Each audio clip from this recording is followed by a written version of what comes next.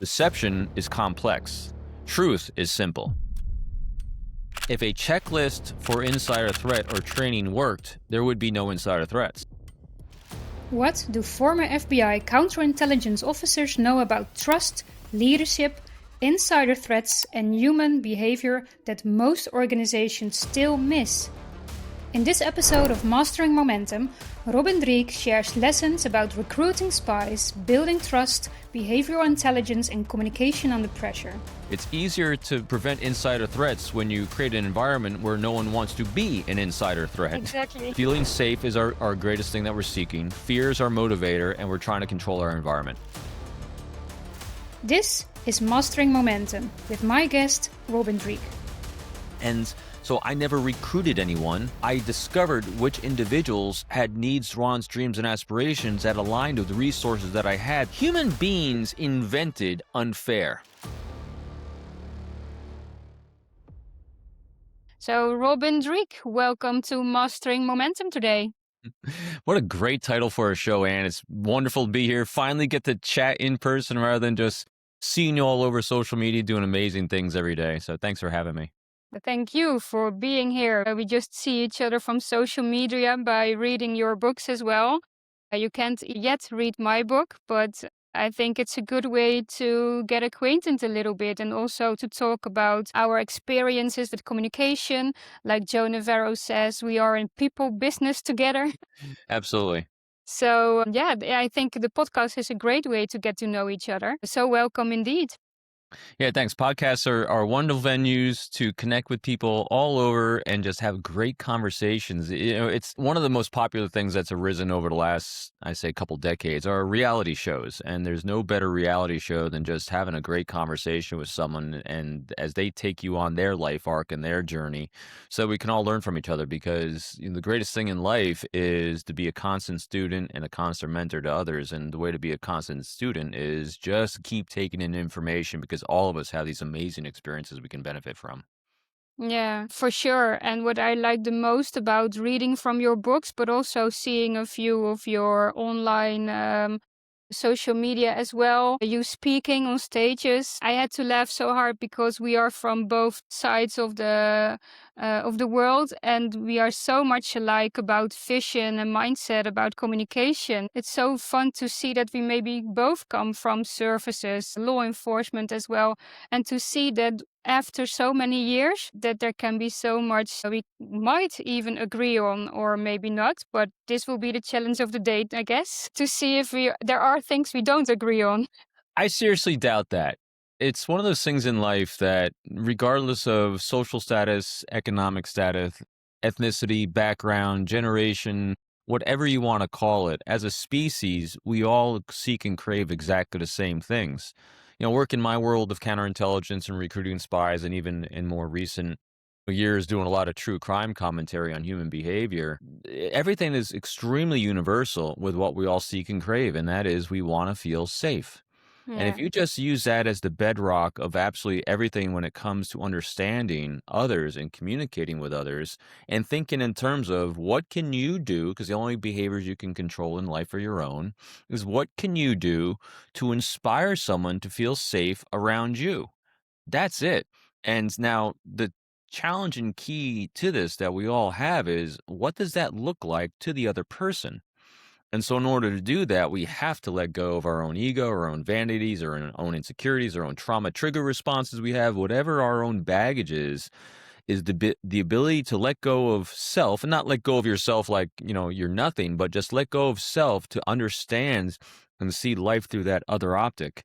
And that's what our lifetime of reps, as I call them in law enforcement or recruiting spies or whatever it is in life is the practice of how do you see life through someone else's lens without judging that lens as right, wrong, good, bad, ethical, immoral, whatever it is, because that is their context. And it's not ever about agreeing with someone or disagreeing with someone. It's just deeply understanding someone. And so that's universal. It doesn't matter who you are or what you do. There's no right or wrong in that either. If you don't want to do it, that's great. There's a lot of people that think they want to roll in life with transactional relationships and use manipulation or subterfuge or deception. That's fine too, because I can just guarantee the result of that. because as human beings, once it's discovered or even suspected, you won't have a relationship. No relationship, no trust, no information, no it just it all implodes. So it's all just predictable.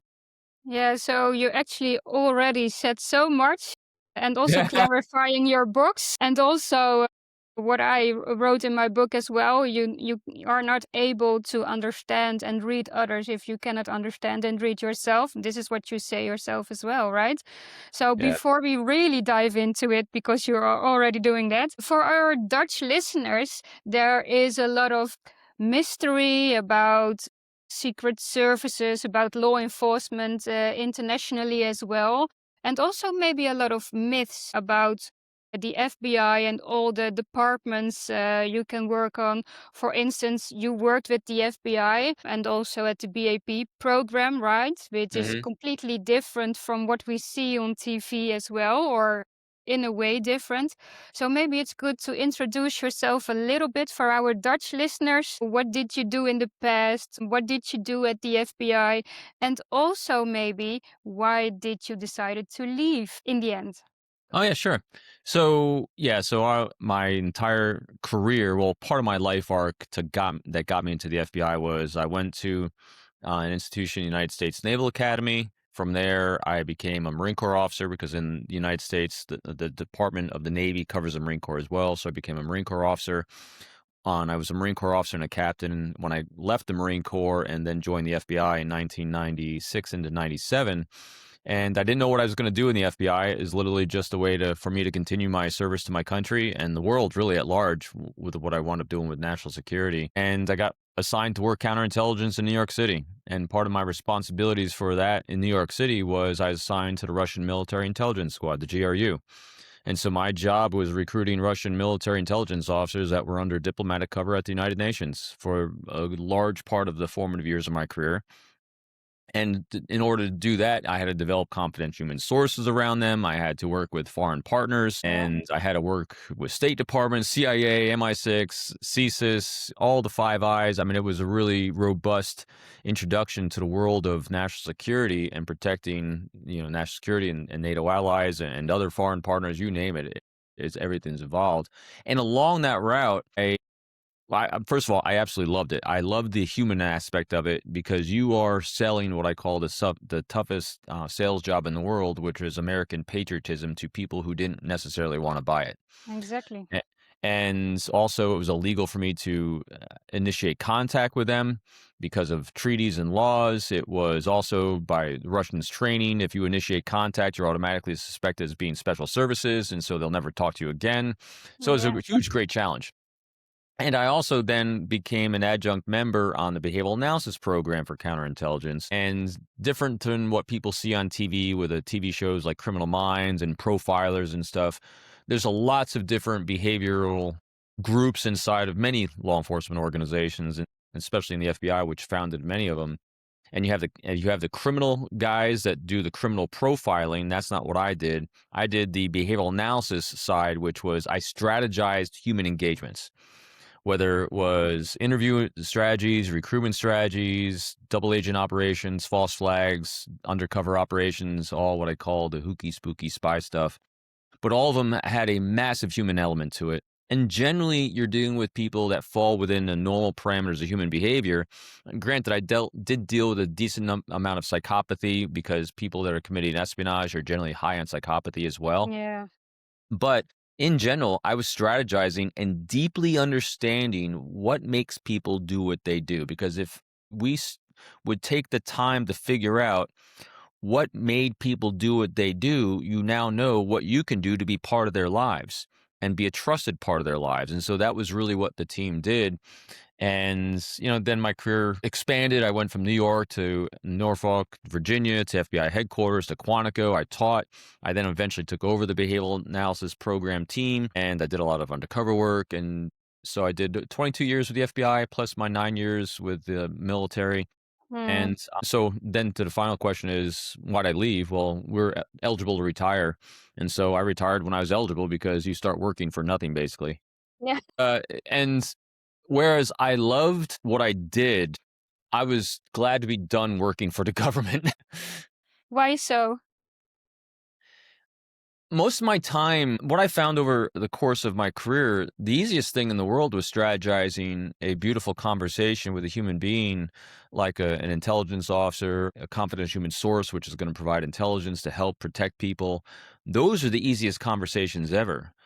The the time and effort to get approvals to do those things where that's where all my bandwidth was going to. That was where all the energy was going. I was using the same strategies, tools, and techniques for creating trust internally to my organization so I could get one yes from a myriad of people that didn't feel safe to say yes because they prioritized other things. They had other things going on in their lives. And so I was constantly strategizing so many different relationships so I could do one thing that was the mission, which was protect national security of the United States. And this one individual can do that. And so it took a lot of energy onto these other, and also, you could reach a point where, I was definitely ready to do other things, which I wasn't doing anything different. Like I don't do anything different necessarily Yeah. now. It's just who I'm doing it for. Same mission, same tools, techniques, strategies, and the same thing ever is just how do you make the world a better place? How do you protect for your friends and family? Again, all of Yeah. us are always acting in our own best interests in terms of safety, security, and prosperity. And so I continue acting in what I think is my best interest in terms of safety, security, and prosperity for myself and those people I care about in my life. And this is the way in which I do that. Regarding the energy that was going into a lot of the inside things, getting to a yes internally as well, was it also a lot about politics then? Sure, I don't it always is in any organization. I don't label it as politics because politics is part of what allows an individual to feel safe. And Yeah. so it was very, very individualistic, and like some person really prioritized their career advancement. And in Yeah. order for them to prioritize career advancement, they need to do in their mind X, Y, and Z. And so I need to figure out what that was to that person. Then this person over here, they might be prioritizing that at a different level, or they have different things in order to do to achieve the things that they think is successful in their career. And again, these aren't bad things, and these are just life things. This is inherent with any organization. And it was fine, but I was ready to stop doing it. I can imagine because I went through the same thing, right? So with the Dutch General Intelligence Service, the AVD, I worked first as a security clearance officer, Mhm, doing the clearances, the vetting for our own colleagues, but also for things like people in the nuclear work, for the mm, Dutch police as well. And later, I also started to train human officers, so also undercover officers, and also people from the police and the criminal intelligence units from the Dutch police. And I also noticed that was very interesting, but I fully recognize what you say so because I was then studying nonverbal strategy analysis as well, and they paid me to go through that study to make a business case to see, okay, can the AVD actually use these kinds of techniques? But then the individual needs, motives, like you said before, also arise, right? So, mhm. okay, if Anne can observe people and can get motive and interest out of people, they can get it out of us as well. It's interesting that you say it that way too, because yeah, I mean, when I was still with the bureau, I did a lot of training internally and externally for folks, and I would typically, I have my 5 steps to the code of trust, I have my 10 techniques of quick rapport, 6 signs of sizing people up, all these tools, techniques, and strategies for engaging another human being, which to me, that's the starting point. That's where you learn to paint by number, but really, at your level, and you're an artist. An artist, it's hard to break down the art form of the interpersonal dialogue and discussion and building of bonds because it is very individualistic, specific to the individual of what their needs are. It is a beautiful art form. But in order to start, you have to learn how to paint, by Yeah. very, very precise things.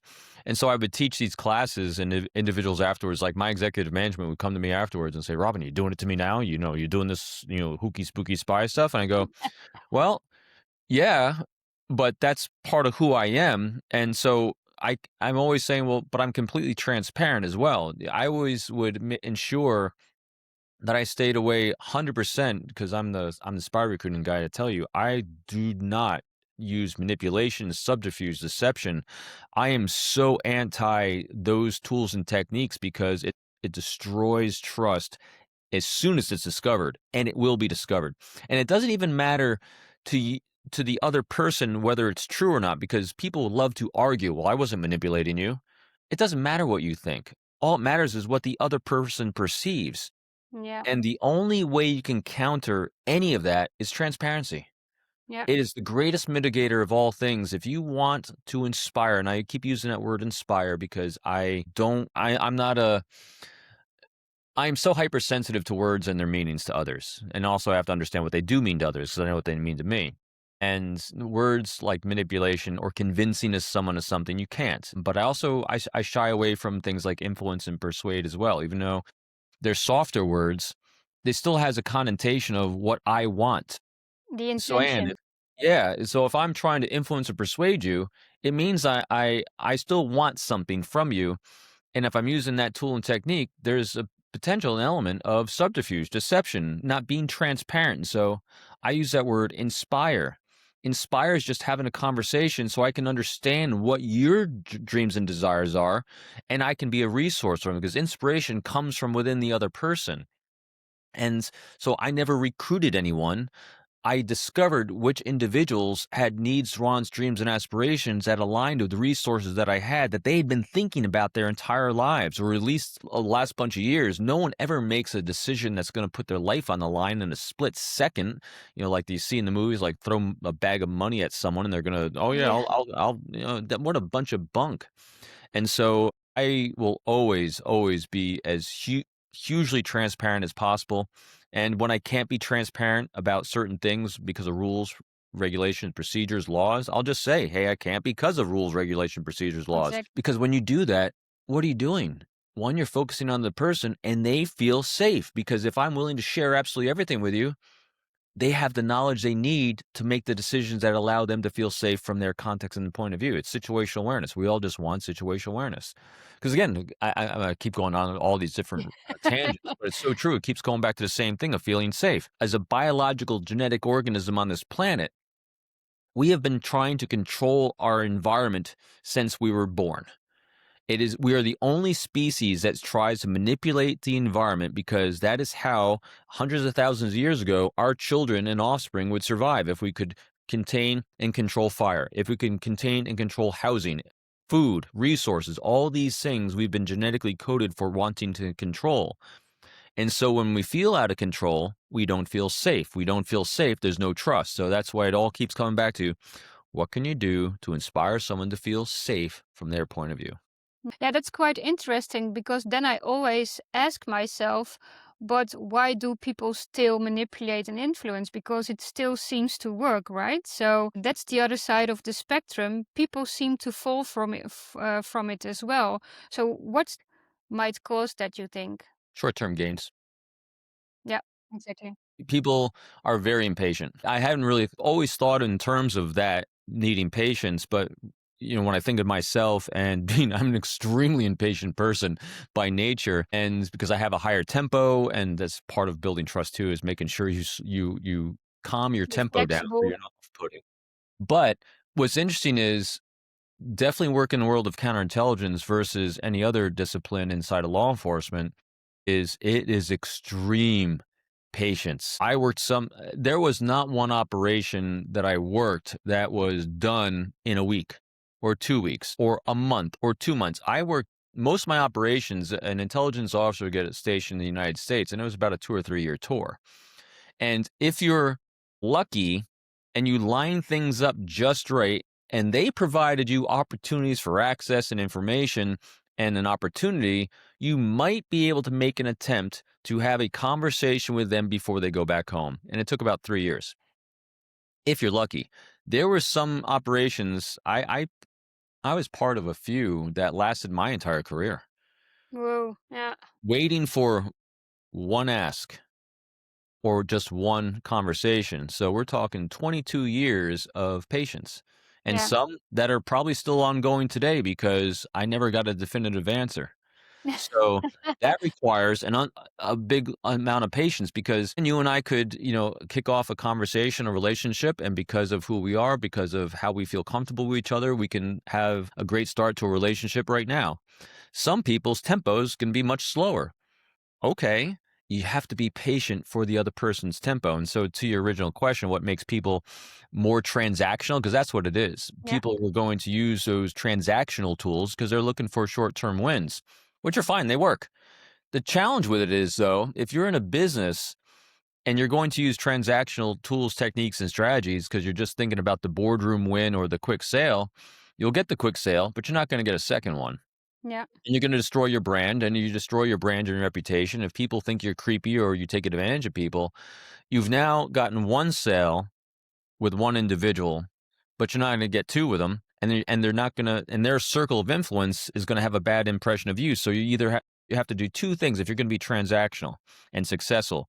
You have to either constantly expand the people in that are potential clients, or you have to put out new products, Yeah. or both. But if you're looking for repeat relationships with someone and you're going to do the same thing or produce the same resources or services or something, you can't blow it. And No. why would you? Yeah. I mean, it makes no sense why you'd be transactional. And what I also learned from the probation service as well as from the secret service is if you are too quick or if you think you have influenced someone and you get information out of someone, you never know if that's the right information. Yes.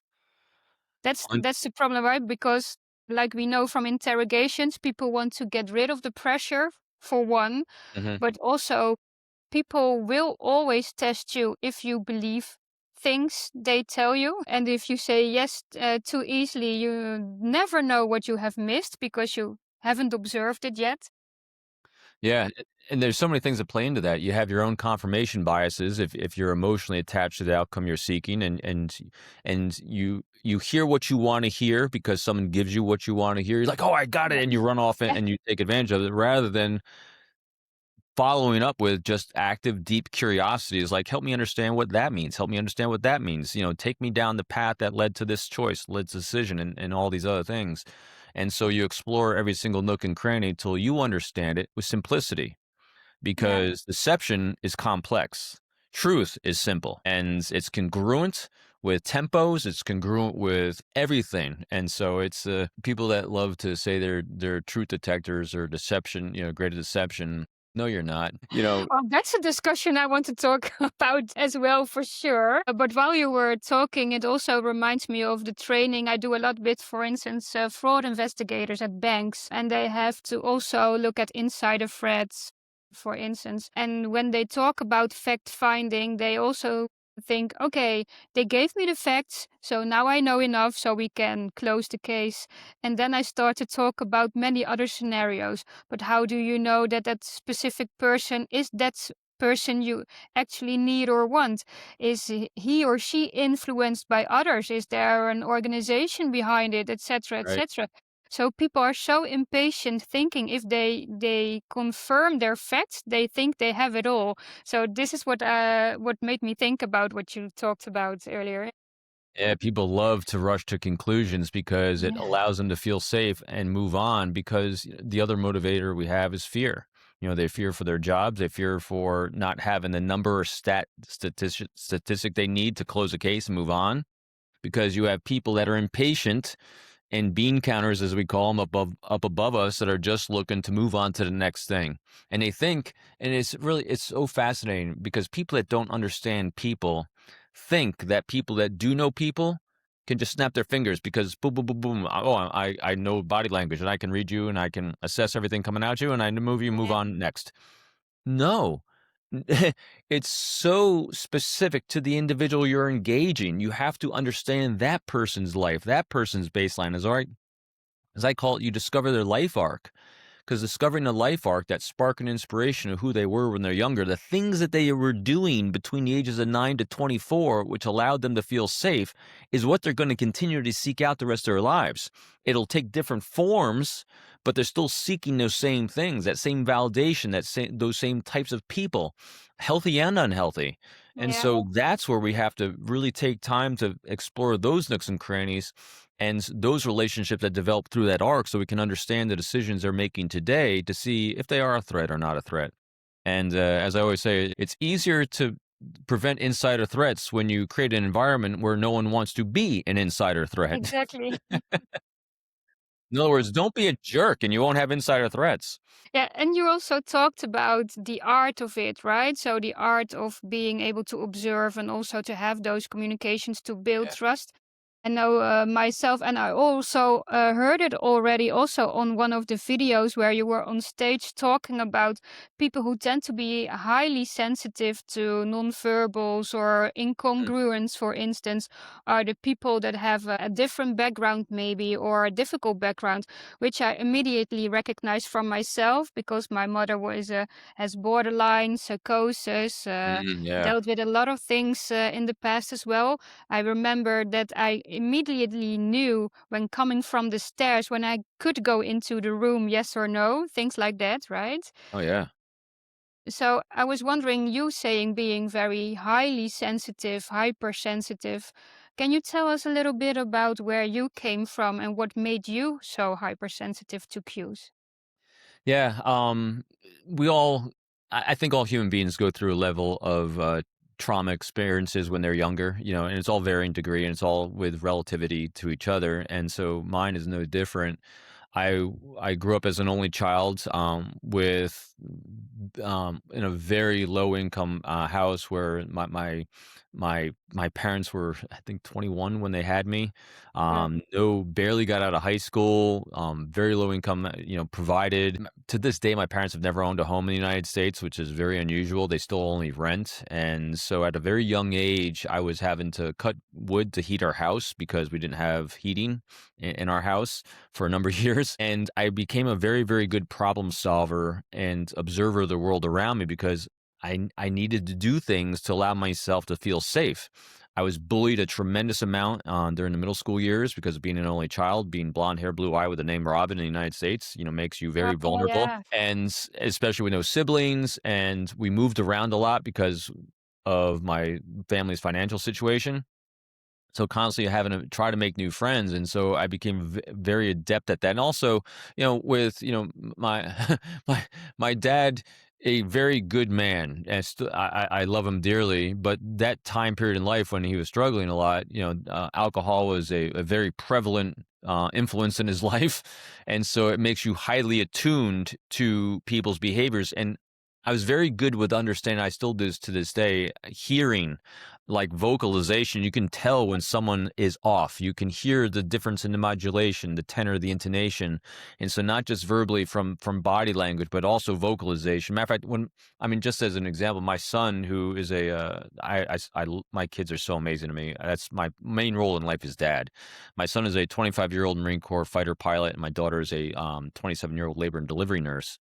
And my son talks to me twice a day before a flight and after a flight. And before he goes to work in the morning, he calls me. The first three words out of his mouth, I say, "Oh, what's wrong today?" Or I say, "Hey, you're in a great mood. You're ready to go." I mean, you can tell in like 2 seconds just by voice with people. And so, to answer your original question, yeah, it was those earlier years of life that I became really highly attuned to it and also fascinated by it, because if you're going to be a problem solver like I needed to be earlier in life, I needed relationships to solve those problems. Again, I wasn't thinking that at the time, but in order to have relationships, you had to understand, what could I do to have people want me, to have people want to include me, especially as an only child. I couldn't wait to go to school to make friends. Being an extrovert, I derived my energy from the outside world, and so I loved interaction with people. I got in trouble a lot, if you can't tell already, from talking too much. So I'd always loved people. I loved interacting. I loved having friends. And so when things went sideways or wrong with someone, I was always analyzing it. The one of the things that I credit my parents for, I don't exactly know how they did this. Well, in some degree I do. They didn't make very much money at all, as I was saying. And everyone around us had everyone in my life always had more than me. But I never thought like that. I just knew they did because my parents never complained. They Mm, just worked the problem. And so I have, the world can be divided into problem solvers and wound collectors, as the great Joe Navarro says in Dangerous yeah, Personalities. And I was never a wound collector. I was always just solving problems. And the way you solve problems is with relationships. And so from very young age, I had reps, as I call them, with working with people to understand what makes people do what they do, so I could have them as part of my life to help me yeah. move from A to B. So that's where it all started. Yeah, and then you can start thinking about, then is affiliating a coping mechanism, or is it who you are as a person? You are not who you are, but you are your personality and your behavior. I do see those things as completely different things, like you do, as you told us before. So that's very interesting about, is it the talent then your coping mechanism, or is it who you are? The greatest question is, I love that question, when it comes to talents, because, oh, you're just naturally talented. No, from everything I've read and studied, I do believe we are born with our genetics, and our genetics makes up some elements of our interests and some elements of our personality and things like that. But at the same time, if that natural genetic interest isn't nurtured at the right time, it's never going to develop into that great talent. And for me and many people, I was fortunate that I had I think it was a natural interest in others, but also because of my circumstances, it got nurtured. Yeah, And because of the bullying, it made me more focused, and it became, I mean, I really, really enjoy strategizing a great conversation. And it's debilitating as well, because when you are when you think of yourself as a master, and not a master like I'm awesome, master because I'm on a journey I love every day, and that is a journey of loving what I do and trying to continue to learn at it by constantly reading and talking to amazing people. And as well as the journey of mastery where you're trying to teach and share that knowledge with others that are on their path. And so the problem with that is it can be debilitating, because I, like, even after our conversation today, and I'm going to reflect on everything that we said.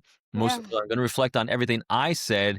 Was I off? What did I say that was made someone uncomfortable? What did I say that didn't resonate? I am so hyper reflective that it can, it's hard not to re-traumatize yourself or be too harsh on yourself. And so part of this journey is making sure you give yourself a lot of grace, the same amount of grace at least that you give others, as we tend to give others much more grace than we give ourselves. And so it's all about Yeah. learning from our own mistakes, but while being Yeah. kind to yourself as you do it.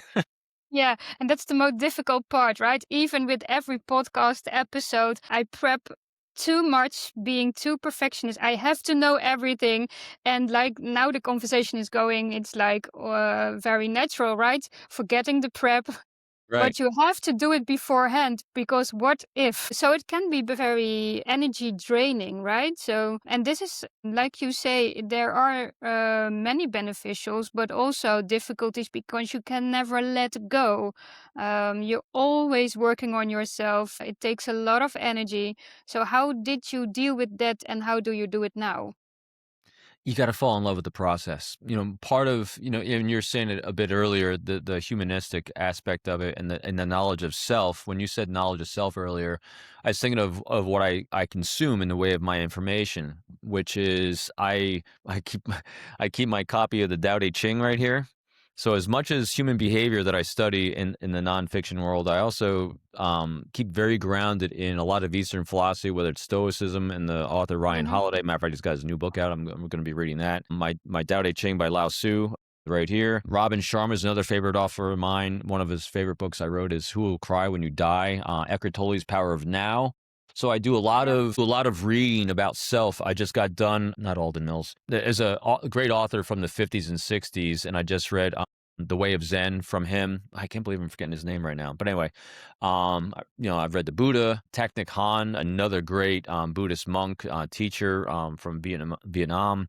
And so that's one way in which I maintain this balance, is just hugely focused on self-awareness and understanding where you actually fall in this entire process, and because that helps us understand other people too, and to not judge, to understand that we're all on this path. Yeah, super interesting. I was also thinking, talking about coping mechanisms and using talents, but also thinking about, for me in the past, I also had difficulties gaining trust, but also feeling trust. So I was also wondering, what are the most, or were the most difficult people for you to trust? What kinds of people? And how did you deal with that? Yeah, it's rare. And I say rare because the vast, vast majority of people, I'd say 95 to 98% of the people, again, that's anecdotally thinking that I engage, I trust. And when I say trust, I'm going to redefine what trust means to me and how I assess Mhm. trust. Trust is actually just predictable behavior for me, because Yeah. when I can predict what you're going to do, I can manage my expectations of you, of the relationship, of what I can reasonably expect if I have an ask, and vice versa. And I also can manage my expectations of your behavior with me. And so that's what I can then trust because it's repeatable through time. And most of the time, you're going to act in your best interest in terms of what you say your priorities are. And so I will trust that if I observe that, hey, I discovered this is your priority in life, these are your actions that you take every day in terms of those priorities. And sometimes I fit into that, great.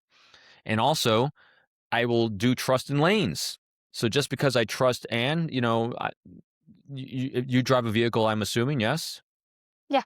I would assume that you've been driving a vehicle for quite a long time, and I could trust you to drive me down the road or drive me to the supermarket and not kill us, Yeah. because you have reps and I can that's some assumed trust there. But Anne, do you fly a plane? No. No, I do, but I can't throw you keys to a plane and say, Anne, I trust you to hop in this plane and take us from point A to point B. And so trust isn't, Yeah. a big paintbrush of yes or no. It's lanes and specific based on observable reps in different areas.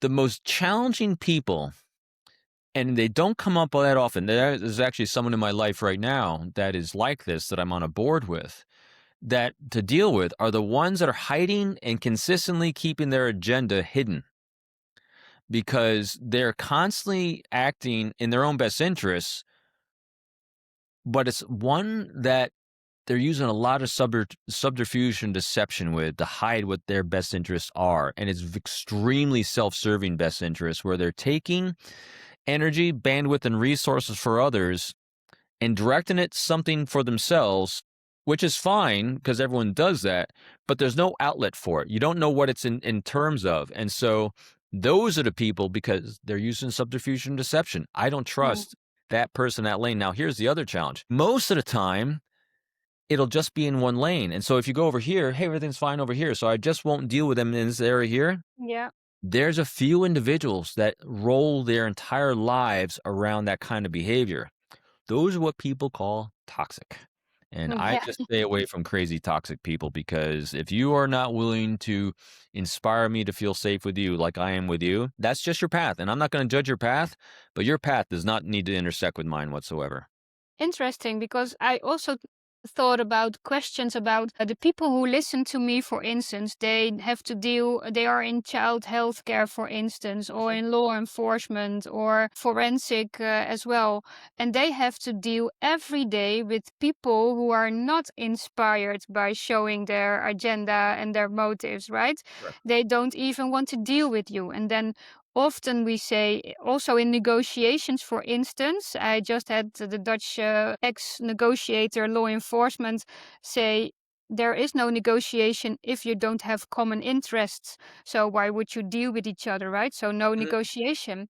But those kinds of people have to deal in situations where people don't want to deal with you as a social worker or probation service officer or whatever, but they have to.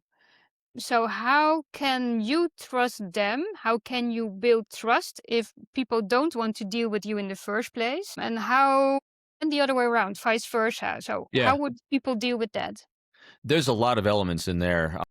So I gave you some examples that are very benign and at the surface that aren't Yeah. specific to those. In those examples, you're also dealing with people that are hiding things and displaying a lot of subterfuge and deception Mhm. because of they have trust issues because they're having their own trauma responses. They have negative response. They've had negative things that happened in their life that made them fearful. Because remember, people take actions based on fear. And if they've had experiences in the past with individuals from organizations that which made them fearful, they're not doing things to you. They're not being deceptive to you. It's to an organization and a paintbrush that they're giving something. And so overcoming those things is what you can do as an individual. And ways that you do that is it takes one, patience, time, and you have to do the most important thing and give the most incredible gift you can give any individual, and that is the gift of your presence. You be there to hear them, to see them, to not judge them, to not show them their shame, and you just be present. And in order to do that, be consistent. You be consistent so they can reasonably expect from you. You do so without an ask. You understand through leakage, because that's what's going to happen at the beginning. Yeah. Leakage of what's important to them. And if sometimes the important thing to them is space, time, and silence, then that's what you give. Yeah. Now, in order to articulate that to the bean counter who wants progress on this timeline, you have to then be able to articulate this person's priorities are this. In order Yeah. for us to move from point A to point B, this is what I'm providing every single time. And this is going to be at very granular level and a granular pace. But over the course of maybe 6 months, which you want to happen in 6 days, we might make progress A and B. I would like to take my bandwidth and my time and resources to invest in that because that's what this individual needs. And so my greatest challenge inside the bureau was articulating those same types of things with people we need to have on board with us, but they're not moving at the tempo that my bosses wanted. They're moving Yeah. at their tempo, and being able to articulate how behavior is very individualistic. And the only way to not blow it is to not pressure it. So it's just the ability, and this is where the art comes in. And as you know, you have to be present to see someone else's pain and acknowledge that pain and be there for that pain when they're ready at their pace and tempo to engage. And you just do light touch, light touch. And one day, maybe they'll allow you in. Yeah. Yeah, and still, that is what I see with forensic interviewers and auditors as well. They say, "Oh, I only have 45 minutes to get all the information about the processes in my organization. We have to give back the findings to our C-level operators, managers, right?" And this is exactly what I try to tell them, what I try to explain, and also from my experience from the probation service, that I also knew my intuition was like, no, you have to take it more time because people in probation, like you say, they have the trauma. They are never used to people saying yes while everyone else in their whole life is saying no to them. So they have to get used to the idea that someone says yes. And this is what I learned to argument, what I learned to articulate as well. First, it was they we need more time, but I was never able to argument why. And during the process of learning, like you say so as well, understanding the nonverbals, understanding what is not being said, understanding what interventions in your conversations you can do to get more information about that, and then you are able to put it down on paper for the courts or for the C-level or whatever. So I completely agree with that. It'd be fun to, as you're saying that, because this happens a lot where people are under these artificial time constraints to get things done. So, say you're a probation officer and you have 45 minutes per meeting before you have to move on. And you know from just reading and watching and being present because you've painted this art form so many times that this person is not going to respond in 45 minutes. And so, what's the one tool you have at your disposal? Is the transparency. And Yeah. so I've done this with recruiting spies where they were not comfortable with any kind of artificial time constraint. So in this situation with your person, I'd say, listen, um, I have 45 minutes before I'm supposed to move on. So I'll tell you what, I know from my experience and probably from your experience too, we're never going to have a deep, meaningful conversation in this area about that. So how about this? Let's just have a conversation about anything you want. What's going on? So, Exactly. and they will take you on the road you already want to go down because you were open, honest, and transparent. You're being vulnerable and you're letting them know, I'm just here for you. And that will be a great conversation because because they didn't have this feeling of you trying to manipulate something. I'm just a check in the block.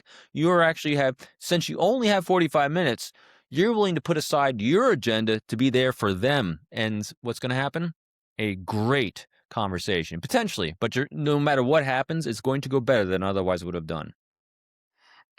And this helps me also to remember those conversations with my probationers, right?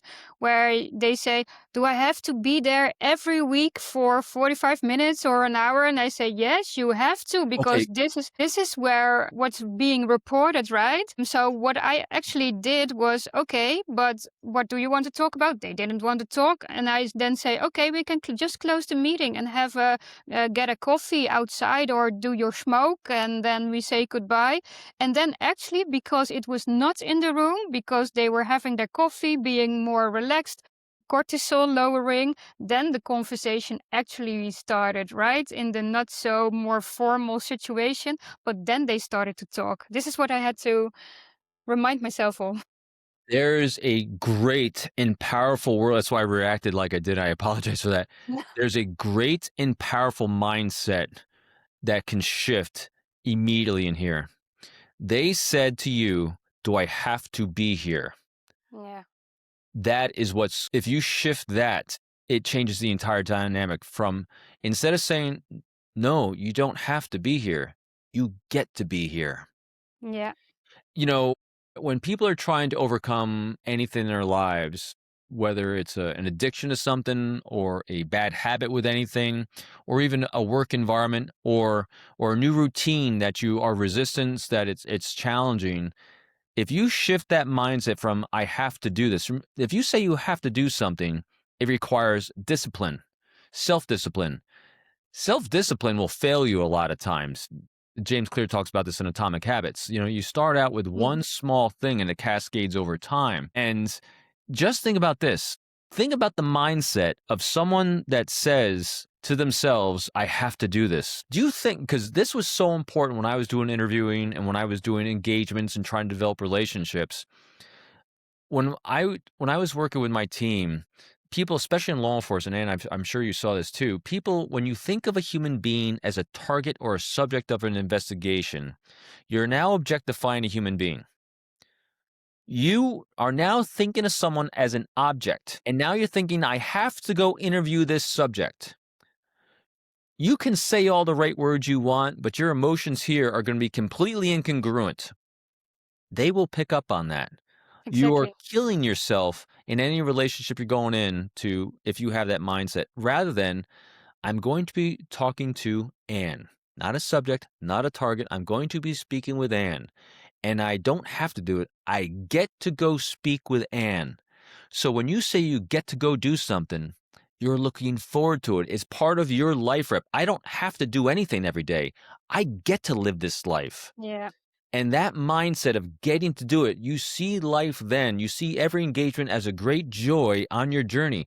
Our minds are not wired to remember average days. We only remember really challenging ones that are frustrating, and we also remember really awesome ones where we have a great emotion. Basically, anything that's going to trigger an emotional reaction of great joy, great heartache, great sorrow, great challenges is what we remember. So every day I wake up, I say to myself, I get to have a great day today. I hope it's a great learning day, which means that I don't see things as bad. I just see things as great things we get to move through, because every time we move through or face with a challenge in life, not a problem is a negative connotation on something, a challenge in life, I say, I get to live through this. I get to get another rep. Awesome. And I get to utilize great, healthy relationships in my life to move through it. I get to do that. That is the mindsets with anyone you're working with in life that is feeling themselves a victim. Because remember, if you have to do something, I have to go do this. Do I have to be here? You see yourself as a victim. That's a choice. And here's the other thing too. I was sitting on this word the other day. We hear a lot in life. It's unfair Yeah. of this. So think about this. Human beings invented unfair. Yeah. The world and the universe is just being what it is. It's not out to get you. Unfair means that you're now caught up in the cult of comparison and the disease of more. And because you only think of something unfair if you're comparing yourself to someone else. You get to do this. So that is part of this good, healthy mindset of just, I get to do this every day. I get to go interview I get to be a resource in someone's life to Yeah. hopefully be a small glimmer of hope when engaging with this human being, no matter what it is they did. Say you're interviewing someone and trying to get someone to confess to something that might not be in their best interest to confess to. I get to be a resource to them if they choose to move down a path of sharing with me what it is so I can become an advocate for them before the judge or before the Yeah. lawyer or whatever it is in life. Or they can choose not to. That's not up to me, it's up to them, but I get to do that. Yeah. That's Super the mindset to have. super interesting because I think you should coach one politician in the Netherlands because we are going through elections again here in the Netherlands. And I was thinking of Frans Timmermans, who is on the left side party. And when you see a debate with all the people there, he is also saying, "Okay, it's unfair. You are unfair to the public. You are unfair to the people." And everyone thinks he is a victim as well. So I also, when I write about this debate style, I always say, we should coach this guy because he only leaves me with, okay, I should not vote for him because he is making me a victim of my own society, which is quite dangerous, It I is. guess. And it is the great intention, but if you see where that comes from, he also talked about being bullied in the past. So we should not look about at the words those politicians are saying, but what are their drivers? What are their motives? Yeah, because fear is a motivator. And so, control so, whether it's in politics or anything, we all remember, we'll go back to what we were saying at the very beginning, feeling safe is our greatest thing that we're seeking. Fear is our motivator, and we're trying to control our environment. And so people that are then in an unhealthy mindset will try to control by the use of fear, because fear is a huge motivator for behavior. And so they'll use fear tactics.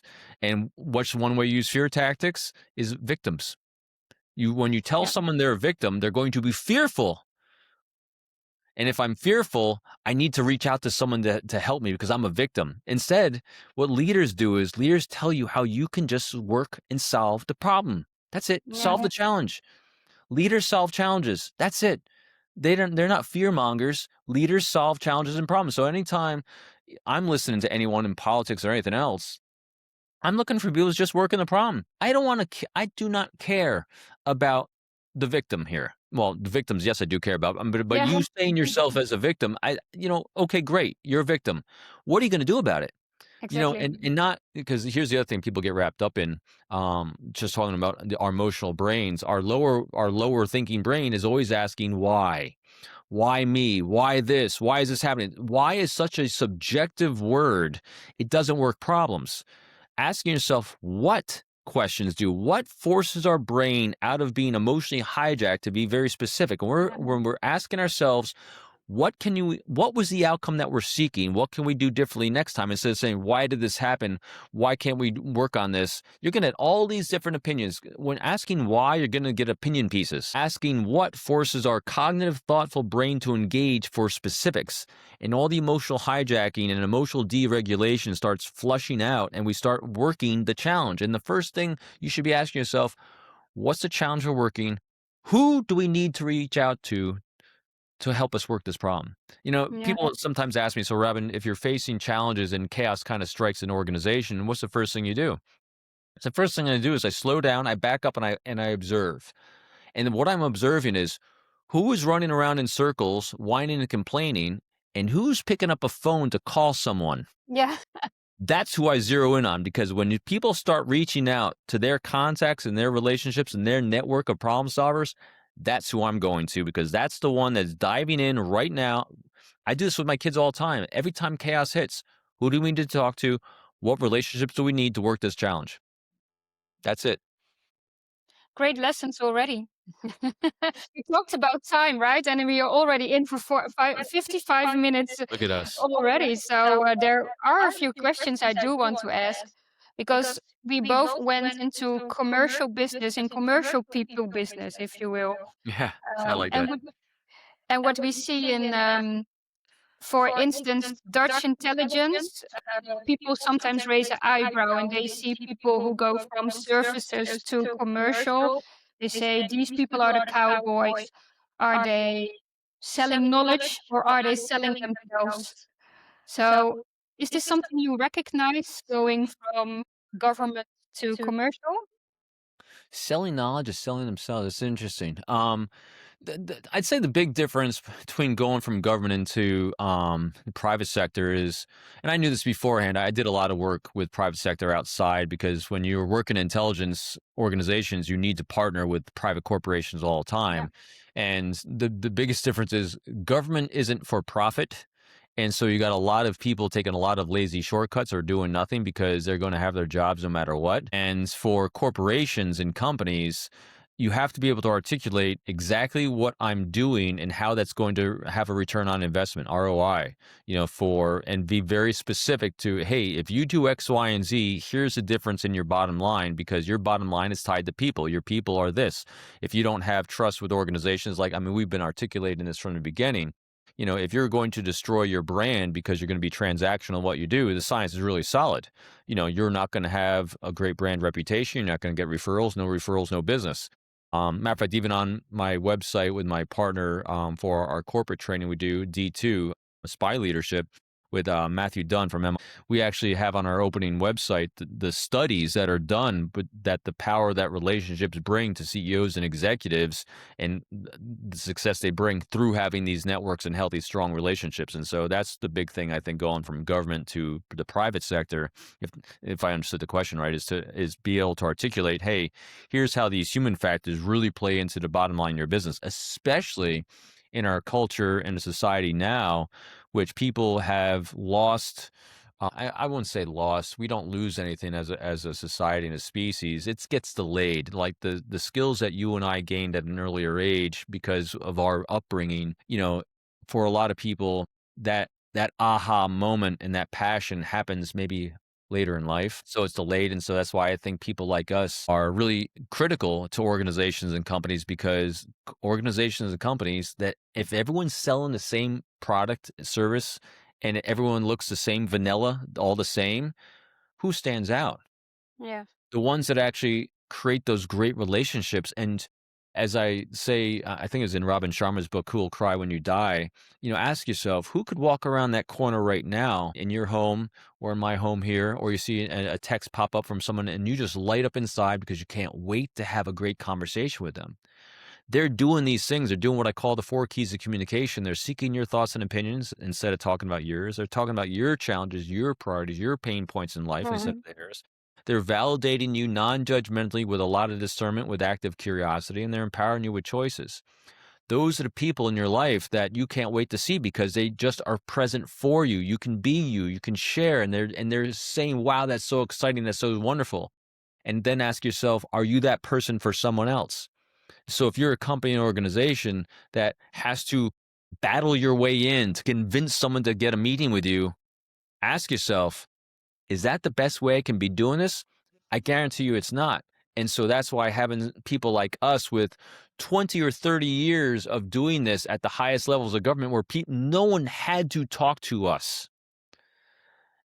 So why would they want to? Yeah. That's the kind of focus we bring. And so that's the Yeah. trans. That also makes me think about a quote I often use when I go into an organization as well. Because what we often see, especially in corporates, that if they find themselves having a problem, for instance, let's say again insider threat or whistleblowing, what they tend to do is find rational solutions, right?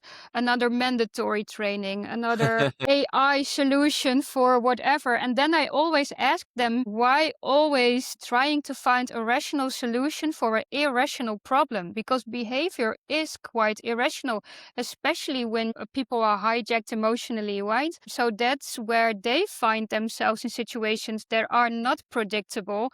And like you say, then they need people who constantly talked with unpredictable people trying to find patterns, behavioral patterns, because AI is not going to help you. And people in surveys will only tell you what they want you to hear, right? Yeah.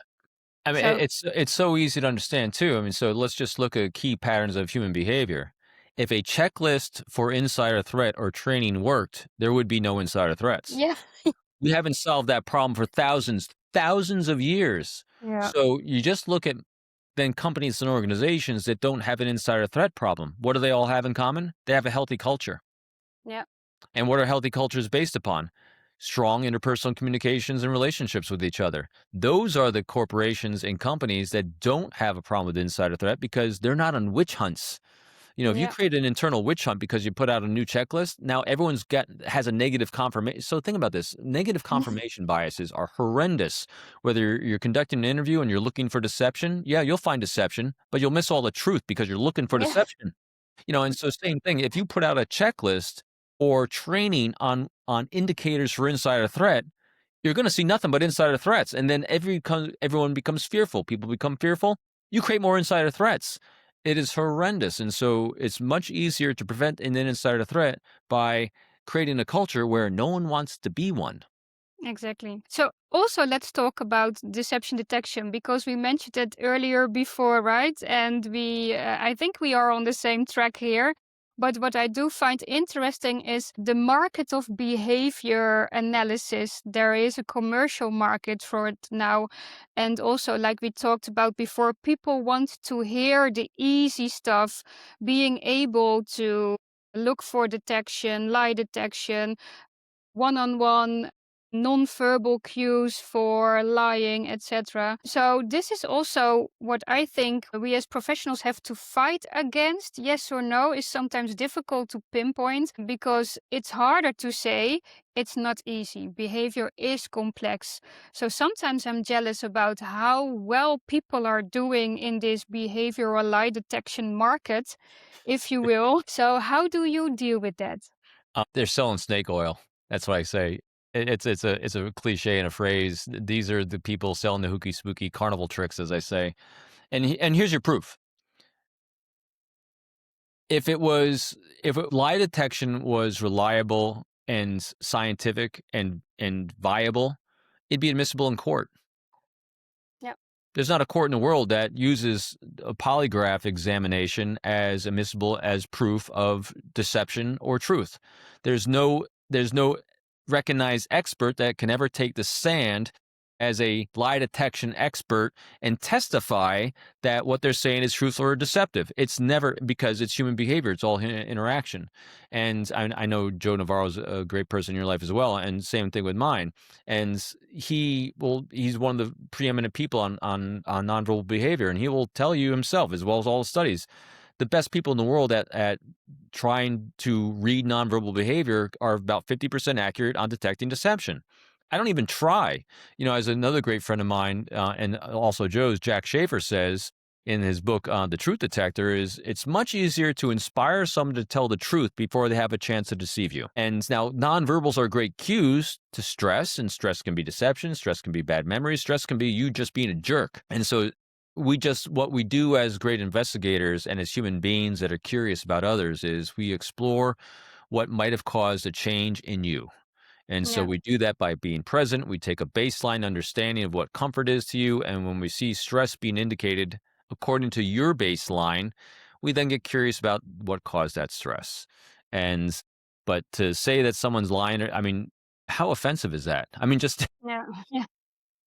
Yeah, but I still am wondering, and this is the critical me, right? So we are talking about being devil's advocate a little bit. Mhm. What I do see is the ethical part of it also by, for instance, doing interviews. I know you do as well with a lot of behavioral experts, people who are still selling a lie detection as well. So where do you draw the line, or how do you stay away from ethically versus commercially in that way? Because we all know it's very interesting to talk with those people to find common mindsets and common views, but that they are not always there. So this is what I found very interesting, that you tend to collaborate, have great conversation and interviews. So how do you keep it ethical for yourself? I'm always just very solid on what truth is when it comes to these things in human beings.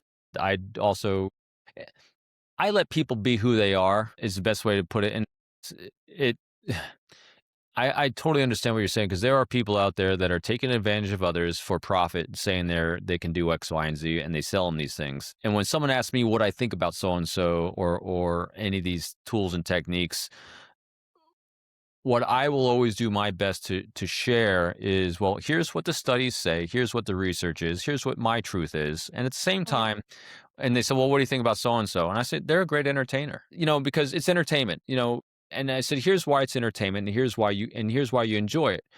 People that are selling truth detection, they're providing you a service of trying to feel safe, and they're doing it through an entertainment mode and method. Just understand that if you feel safer because you think you can now do X, Y, and Z, okay, Yeah. it'll fall apart under scrutiny by life experience, but that's for you to discover on your own journey. But go ahead. I mean, so I don't disparage anyone that is able to entertain someone, but I literally, that's how I rationalize, because it's easy to get angry. It's easy to get emotionally hijacked. It's easy to Yeah. say that you're what's the word I use a lot is um, stolen valor. Someone saying they're X, Y, and Z or can do X, Y, and Z, but they don't have any experience doing it. But since I don't do negative emotions, and that's a negative emotion, I try to deeply understand what they're doing and why they're doing it and why it's selling so well. But here's the other reason too. It would only bother me if I was caught up in the cult of comparison. I am walking my path. I love my path. I get to do my path of trying to provide great tools and resources and knowledge to others according to what I understand it Mhm. to be. And if someone else is Yeah. doing it their way, great, because that's fine. Here's the other thing I'd say too. Every human being is on their own path, and they have their own needs, wants, and dreams and information they need to allow them to feel safe on their path in that moment. And if one of these individuals that is selling truth detecting and allows that individual to keep moving on their path and Yeah. further down it, eventually they might come to mine. But today, Exactly. but today it helps them feel better. And who am I to deny someone to feel a little bit better today? And Yeah. so, as much as it's not my path, okay, it's theirs. And also, part of it too is, who do we then attract? Yeah. We attract people that actually don't subscribe to that. And so I haven't had a client ever come to me, or a potential client say, "Hey, Robin, we want you to teach us truth detecting because we know that's your bailiwick and that's what you can do, and you can read nonverbals and you can be 100%." I've never had anyone come to me and say that, because they know that's not who I am. That's not what I do. What do I get requests for? Robin, we're asking you to come in and talk to us because we need to develop trust. We need to develop healthy, strong relationships, and you are the communication guy. Yeah. Bingo. Yeah, also for me being vulnerable now, because that's very reflective to me as well. I'm learning a big lesson because in the beginning, when I started this and learning myself about the nonverbals and incongruences, etc., I started to feel that there was something of people selling one thing and people telling another thing, also based on science. And then I started to myth bust, but also attracting myself to comments on LinkedIn, for instance. This is bullshit. This is crap. Only creating enemies, if you will. Yeah, yeah. So this is the learning part wherein I feel, and I completely agree with you, is if you start to feel your own track, then you can also let that part of yourself go, right? So this is a valuable lesson for me, and you are reflecting with me about that. So that's very nice. And also, yeah, paying respect to the people who still do it, because you say it's their behavior, it's what attract people for the now and then. So that's also a good way to reflect on that, that some people now want to be safe and this is what they need for now. And think about this too, Anne. So people that are selling that as the end all be all, it's transactional, because it doesn't work. It might work once or twice, maybe, but as soon as it's discovered to the individual that bought the service that this isn't foolproof, this doesn't work, they're going to have buyer's remorse. You get negative reviews, Yeah. negative, and they come across as scams and shams or whatever. And then who do they gravitate to? People like us. Yeah. And you know Yeah. what? I that's why it's never worth the energy to to disparage someone that's selling those things, because again, as soon as you take a side in things like that, half the world's going to line up against you. You're going to deal with a lot of negative energy. I don't care. Yeah. You walk your path. That's fine. Because again, what I say is, you're a great entertainer. That's what it is. It's Yeah. entertainment, and that's fine. But I'm not an entertainer. I'm actually a practitioner. There's a big difference. Yeah, exactly. Yeah, and that's why I always say, because people will try and find those answers to certain questions they have themselves. And then I always say, if lie detection would exist or certain nonverbal cues for deception detection, they are completely forgetting that you, as a person, as an interlocutor, are also influencing the conversation. So maybe half of the time you are actually looking and observing your own behavior because you influence the conversation constantly. And this is what people who analyze those videos of famous people as well, they forget you are drawing conclusions also based on the noise of what the interviewer is showing as Yeah. well. Yeah, so this is also how I start to learn to interact about that. So these types of things always bring up lots of great questions. Again, that curiosity is like, so then the next question to have for someone that really wanted to maybe buy an expensive service of learning how to detect deception, I say, so what's going on in your life that you think so many people are lying to you that you have to Yeah, detect it? So if we solve the problem of you thinking everyone in your life or that you're causing people to deceive you, if we work on that, you don't have to spend all the money on trying to detect deception to begin with. Or if you're in a line of work where people inherently are lying all the time, okay, maybe it's time for a new line of work. Or what can you do to inspire them to not want to lie to you because they'll feel guilty if they lie to you because they actually like you? And yeah, so there's a lot of other things we can do so you don't have to feel like you have to detect deception because then we have a conversation. It's like, why are you trying to detect deception? You want to feel safer. All right, good. I agree. What can we do let's to work on that. inspire you to feel safe? So again, it's so much easier going to Yeah. so it's easier not to disparage detecting deception. Let's get to a place where we don't have to do it. Exactly. That's why I always say lies to me are not even interesting at all because they are all a symptom of resistance. So why not talk about why people show resistance? Why not talk about motive and interest? And Yeah. then you need conversational skills, not being able to detect lies because they are only a symptom of something completely different.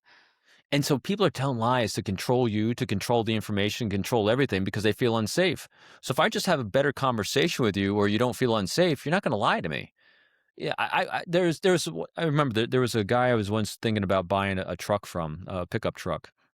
And he's a former Marine. I'm a former Marine. And actually, he's a current Marine. He was stationed not too far from me. And I remember he took me for a test drive in his truck. And his truck was doing all these weird things now, like the windshield wipers wouldn't come on, then all of a sudden they would come on. I mean, it was really kind of strange stuff. And during the course of this conversation, he said, "Oh, it's never done that before." It's never, and it was like he was trying to use some subterfuge and deception about the vehicle. And during the entire conversation, all I kept doing was telling him what a great job he was doing. I was thanking him for his service. I was telling him very similar stories about, my son who's going in the Marine Corps. In other words, I was making these great human connections with him. And by the end of the test drive together, I got out and said, "So, how much you looking for this truck?" And he goes, "I can't sell this truck." I said, "Why can't you sell a truck?" He goes, "I just can't sell it to you." So I I inspired him to not want to deceive me because I had a human connection, even though he's trying to. Yeah. I didn't, and I lie detecting? No. Was I seeing some incongruence between the things he was saying? Yes. And what was I doing? I was being curious without judging.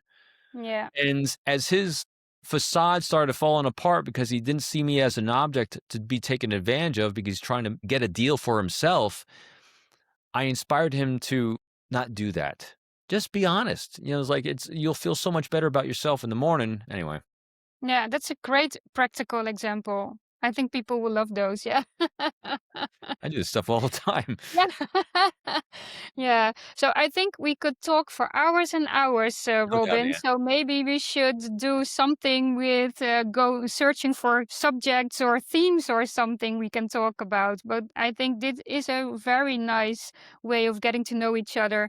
But also, we didn't find any things we don't agree on. That's for sure. I didn't think we would. Because it's so much easier, That was very predictable as well. well, it's really funny, but and because this is another, kind of wrapping to some things you're talking about. We didn't think of this as we have to have a conversation because then it's easier to find things you have that aren't in common. All human beings have things that aren't in common. But if you think into yourself as I get to have a great conversation with Ann today, you set with a positive mindset of saying, I will find things in common. During the course of working counterintelligence, I interacted with and recruited people from probably 22 to 25 different nationalities across the world. I never had a problem finding something in common with absolutely every human being. Yeah. Because we're all on the same planet. We're born. We're all going to die, and we all have parents. Now, how that manifests for each individual on this planet is very different, and we all are seeking to feel safe, and we're always going to act in our own best interests. And those are the commonalities we all have. All you have to do is find out what those are, and that's what you have in common. If you Yeah. want something that's not in common, you'll find that too. Screw that. That's a waste of time. Yeah, yeah, for sure. And what I always end my conversations or the podcast in, because in my trainings, I also talk about how to close a conversation, how to end it. And in Dutch, we call it afhechten. So how to round it all up. And the best question for that is, how did you experience this conversation with me? It's the greatest thing of my day and week. It's a beautiful conversation, great What was the interchange, incongruence there? No, no I'm just kidding. incongruence whatsoever. And another great ending question, I love that one, is always asking, again, it doesn't apply here necessarily, but when doing interviews, what's something I didn't ask you that I should have asked you that you would have loved Exactly. to have Yeah, shared? that would be the next one. Yep.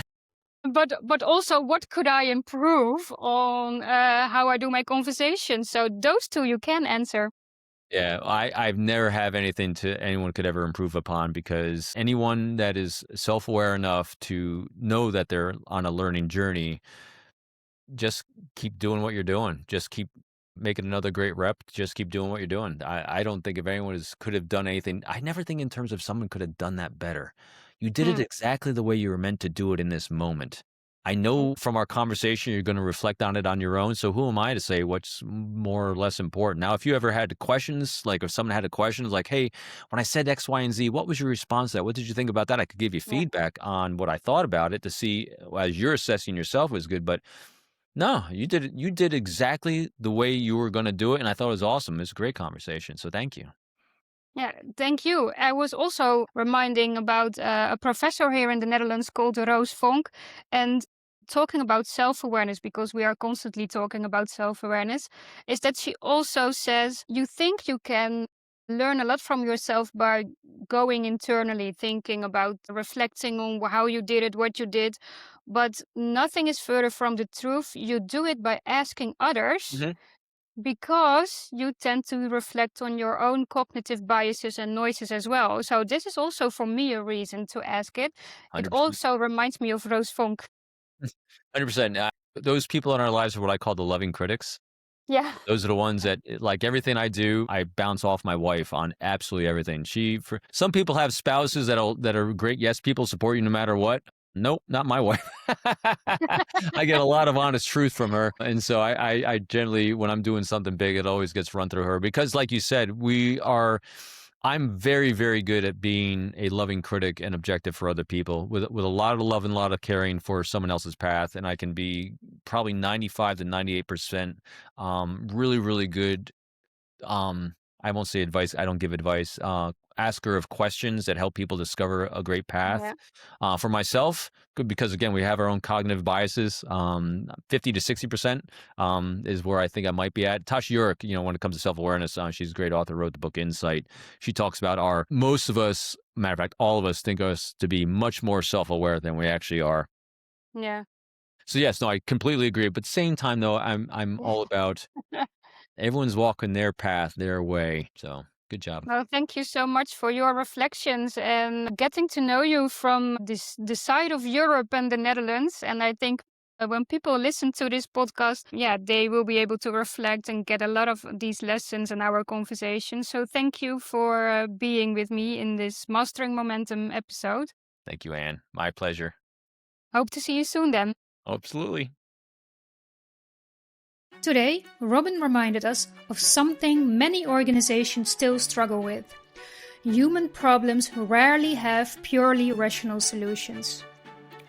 So whether you are working in intelligence, auditing, leadership, social services, or security, understanding behavior remains one of the most important professional skills you can develop. So if you'd like to explore that further, you will find Robin's latest book, Unbreakable Alliances, in the link below. And if you are looking for a keynote speaker, workshop facilitator, or behavioral expert for your organization, you'll also find information about my international speaking engagements and programs. If this conversation gave you a new perspective, share this with someone who needs to hear it, because better decisions start with better understanding. Subscribe for future conversations on behavior, trust, leadership, and decision-making under pressure. This was Mastering Momentum.